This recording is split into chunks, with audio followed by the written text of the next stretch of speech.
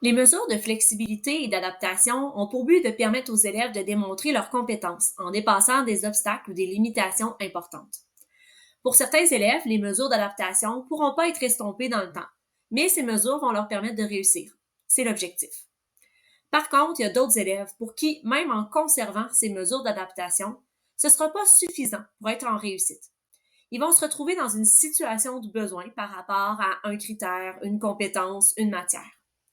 En contexte d'aide à l'apprentissage, on va se permettre d'aider ces élèves-là. Même si ça dépasse les mesures de flexibilité et d'adaptation, comme ils sont en apprentissage, en progression, on va se permettre de leur offrir de la rétroaction, de les questionner, de les guider.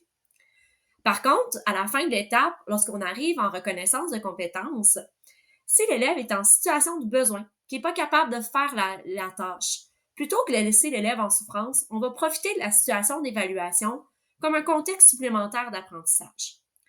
À ce moment-là, comme on va apporter de l'aide supplémentaire qui va accomplir une partie des actions cognitives ou métacognitives attendues de l'élève, on va devoir prendre en considération cette aide-là dans notre jugement.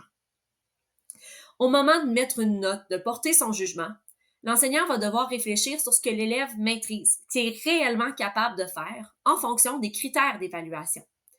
La note va devoir refléter le niveau réel de maîtrise de la compétence par l'élève au moment de la prise de mesure.